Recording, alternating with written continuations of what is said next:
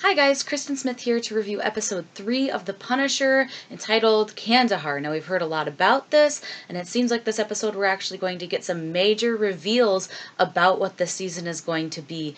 And we get a lot of backstory on a few of the characters. We are also getting the end of what I'd consider kind of the major setup of this storyline. And we also see, in my opinion, some of the best acting I've ever seen in a comic book TV series. Potentially some of the best acting I've seen on TV in a while.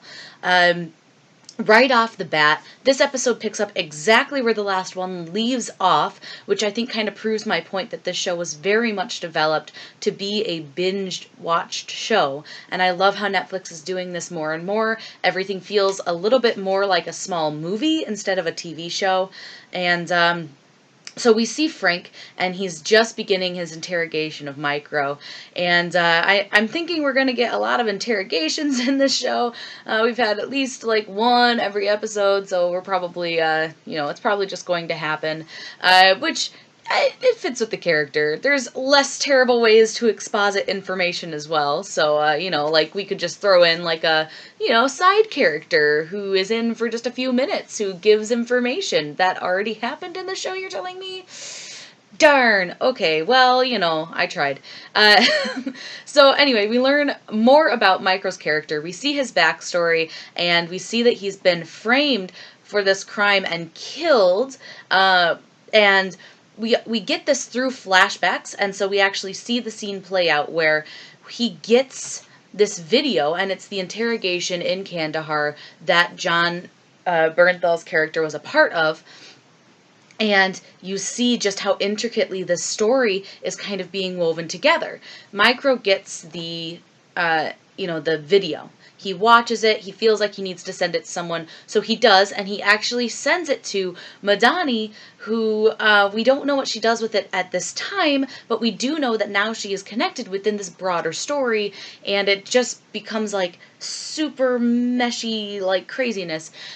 We also see that after he sends this off, the reason that he's being framed and killed is because they found out that he had this video, and then they killed him to try and cover it up.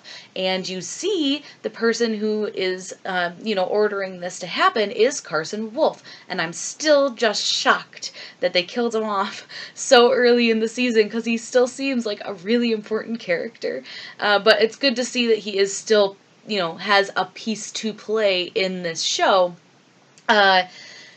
So it's just really cool to see how things are connecting together. It is like a big puzzle, and every time you put a new piece in, you just feel like you've made a big discovery, but there's still so much left to piece together.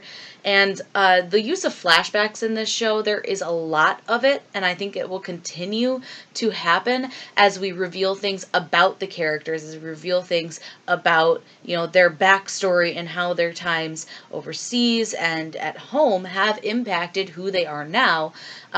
As opposed to shows like Arrow, which I do like the Arrow, but I think that their use of flashbacks sometimes can feel a little clunky, where the story either before or after just isn't strong enough to support the actual flashback, which I have loved so much, the flashbacks in the Arrow. Just sometimes what's happening in the real world is not enough to support the really cool things that are happening when he's on the island. But the flashbacks here, I think, are done very well. They are used in a way that feels critical to the show, but does not feel like forced. And I think that's really important. And I never feel kind of jarred in between, when we're in current time to the flashback. Everything feels very natural, and they fit within the narrative seamlessly. We also see, I think, some of the show's best acting within the flashbacks, and so just that alone, I think, gives them a lot of weight. And I also just really enjoy that, they're using these flashbacks to invest you in the story. They're also doing things really intelligently in how they're setting these characters up. So, Frank Castle and Lieberman, who is Micro, they're basically this whole scene, they're together, the whole episode, and they are bickering and arguing, and Frank interrogates him, and then Micro, like, sticks him with some sedative or something. Like, this whole scene is crazy, and you can tell that they're not going to get along right away. And this is very good that they set this up this way, because it shows that they're willing to give each individual character their own time to develop and make you care about them before just throwing them all together and saying, all right, here's your team up of the season. You actually get to see that development where the characters, find out why they want to work together.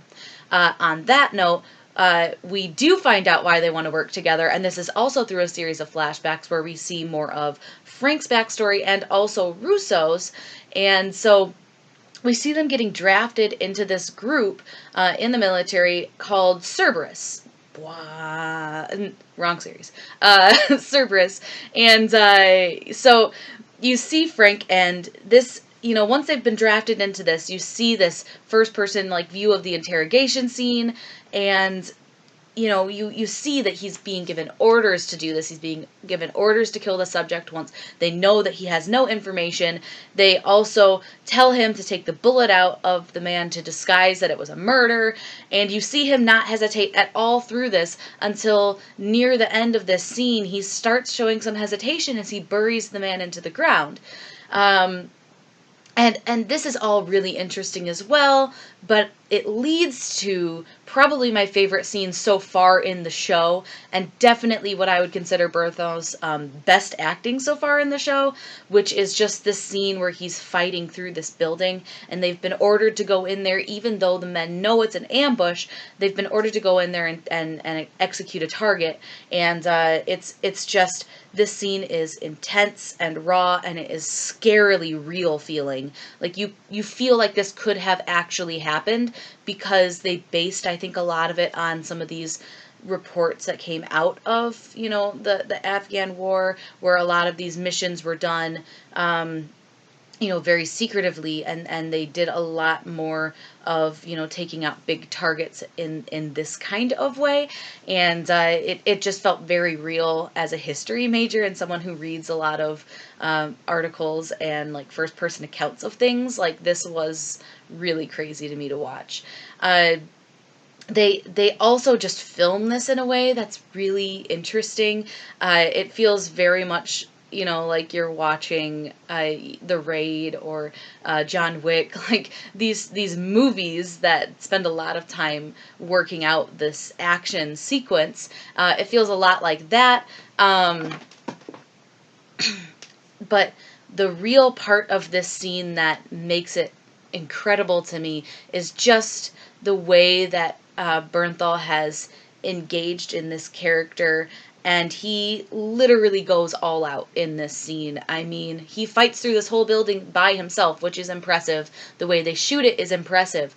But the way that he is acting, you feel every emotion in the scene. You feel everything he is feeling. You realize that, he's aware that they've been put in this situation that could easily kill them all, and that, the people that are in charge of them have literally no care to their well-being, and they just, all they care about is the result. And you feel that, and you feel his frustration, and you want to sympathize with him, but the level of violence that he's showing in this scene also puts you off as well, and it's just really, really well done. Like, some of the best work. I mean, he's just very impressive in this scene. So then after this, you get Russo and Frank, and you're seeing the aftermath of this big fight, and you're seeing them kind of come down from this crazy place where, their senses are all crazy, and they're definitely suffering an incredible amount of stress and anxiety. And, this guy comes in, Agent Orange, I think, comes in, and, basically only cares about the objective. Doesn't care at all about, the people who, had to fight through this building. Doesn't care at all what they suffered. all he cares about is the objective. And Frank goes off on him, Russo pulls him away, and reveals that he's leaving the military, that he's done with this, that he's done fighting for these people who don't care about them and only care about the end result. And so you're clearly seeing that setup from Russo being the guy who will take orders to a guy that now wants to find his own way in this world and maybe give his own orders. You also just get so much from Frank, and I cannot stress how much I loved this. But this all leads to you coming back to the present day and Micro revealing that this entire operation, Cerberus, was never on the books in the military, that it was entirely run by like a private sector, and that this basically made everything that they did delegitimized. And so everything that Frank is working through with his PTSD, and you tell yourself, at least what my friends have told me who have dealt with things like this, you tell yourself, I was doing this and I was serving, and that helps you to get through it. Now he's being told that everything he did, that he is struggling with, that he doesn't understand how to work through, is false. That he was never serving his country, that he was basically just a private mercenary or a private assassin being used and doing, the exact opposite of what he thought he was doing. And this is what proves to Frank that he needs to team up with Micro, and it is definitely setting up where this show is going to go for the rest of the season. They're going to be taking on Cerberus, they're going to be taking it down, they're going to be finding the people responsible, and, we're going to get Russo to fit in here at some point as well, and I think that this is just going in an incredible direction. I cannot wait for the rest of the season. I think this story is just really well written. Everything in it so far has been really well acted, and there are so many moving pieces in here, but it never feels super confusing.